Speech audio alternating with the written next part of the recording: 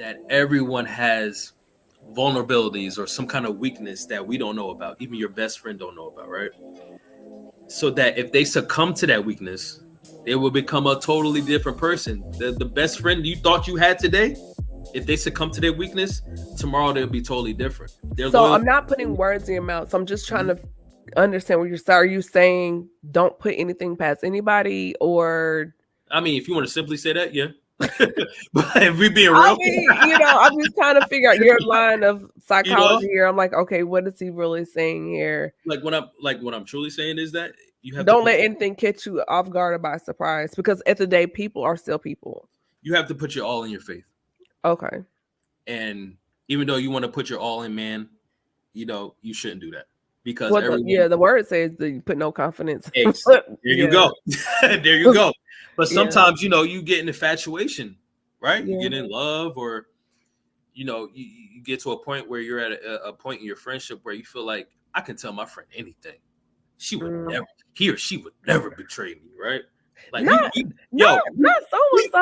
We've been through the works. What? Yeah. I see what you're saying. You doubting so-and-so? Nah, never that. That's not the case, yo. But isn't that where the discernment kicks in, when you're taking that time, even if you're in this friendship or whatever, that you're praying and watching? And sometimes God will drop those gems and those nuggets, and we're so in love or infatuated. We're like, no, that's just... And I will say I've been guilty of that before, where flag on the play, like football, just like, well, but it's like, no, they're a habitual line stepper. And at some point, you got to call technical and eject or get them out. So it's just like, I watch a little bit of football. But I think what you're saying is very important as far as pacing how much you divulge, because we just really want this person to be our person. Yeah. And it's kind of like, whoa, let's slow down. And also understanding, right? So that was the thing too with me. Like, if things didn't go as planned for me, I would get upset. Okay. You know what I'm saying? I would get like, why didn't this happen? Like, common sense would tell you that this thing should have went this way, right? But it's not about what we think, because, like I said, everyone has their faults. Everyone has their sins, right? So going back to what you originally stated about the vault, right? That was my lesson this year. Be careful who you lend your vault to. Because, and another thing with being a vault, like being a vault to a partner, is that you might take in something from someone, right? You might take a secret or whatever, and they can abuse you for that. They can say, like, you know what? Since I told you this before, I'm going to keep piling on to you. I don't care how you feel. I don't care the emotional drain that you're taking this information from me. I don't care. I just need to I need to vent. I need to let this go. I need to tell somebody. The thing with the helper and the helped is that there's a difference, right? There's a line in the sand between the person understanding and feeling for the other person too. So we're talking about sharing the passcode? Is that what we're doing? No, just with one person. Okay. So now that person has the passcode, right? That person has to have concern for you too. Like that, the helper needs to be helped too sometimes, right? Because being a helper sometimes is draining, right? So you're taking in all. So you're speaking of, because there's a lot of code, and I'm trying to break it down. So for the listeners, so they're like, "What is he saying?" So you're talking about reciprocity. Yeah, and understanding. Okay. Right. Because like the thing with a lot of people who like want to vent to other people is that they just want to let things off their chest, right? They want to unload, and they feel comfortable with this person, their partner, to unload. But you also gotta, I would suggest that you also take concern for the person you're unloading to, because now it's clicking. Okay, yeah, because you never know the effect. Gotcha. Because they have their things too, and you're just dumping, and you're not asking about them. Are you okay? Because they might have triggers too.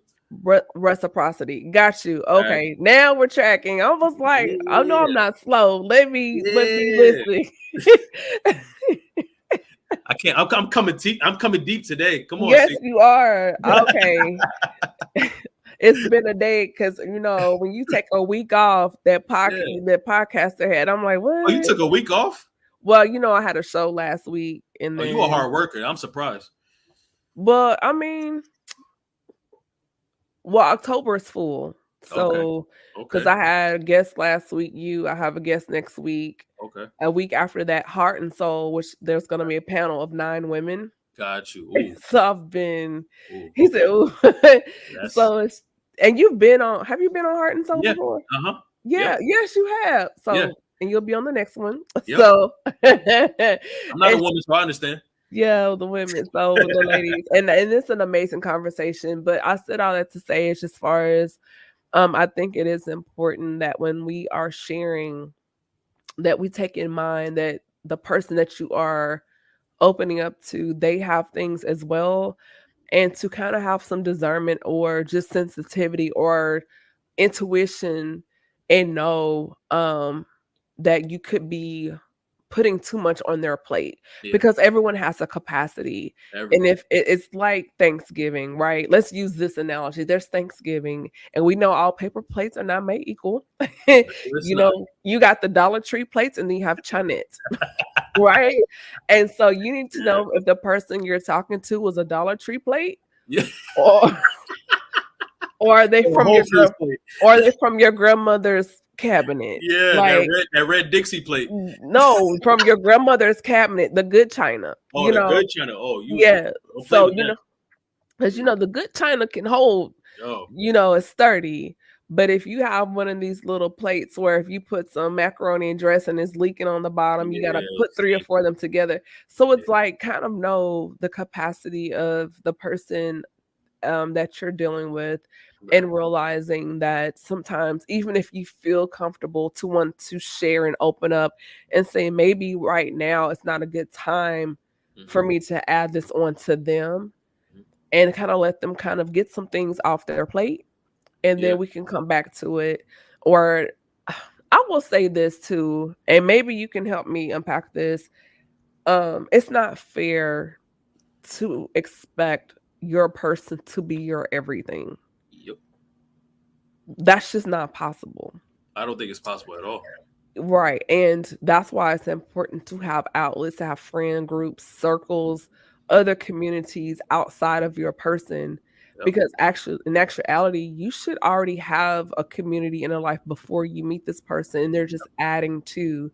But when this person comes, you don't alienate all your resources and then dump everything onto this. That's unfair. Right. I totally agree. And the verse says it so too. God is everything, but he also supplies you with a partner to help you on this earthly journey, right? So I don't expect my partner to help me with every void that I'm dealing with, or every difficulty that I'm assessing. Or absolutely not. I think so let me ask you this from the male perspective. Do you feel that sometimes men have this unspoken expectation that they're supposed to be everything, or they're supposed to be Superman? Yep. That's our daily grind, our daily life, right? And that is why it's so important for me as a man in my growth to understand that I can't do everything. Like literally my motto this year has been control what I can control and leave everything else up to God, because there was a point in my life where I feel like I needed to do everything. I got to take care of my loved ones. I got to take care of my family. And I also got to take care of me. But then I put that on the backside. I got to make sure they're good. I got to make sure that I don't disappoint them. I got to get a good enough job where I'm getting paid enough to be able to support my family and my loved ones. I got to make sure that I'm on point. These are the things that I was going on in my head as a man, because that's what I feel like is my responsibility. Right. Yeah. And it's not something that that is forced upon me, right? It's something that I want to do. Like I'm not complaining. Like, don't get me wrong, I'm not complaining, but this is something that I want to do as a man. But also as a man, I got to understand that I can't do everything I want to do. I can only do what I can do. You feel me?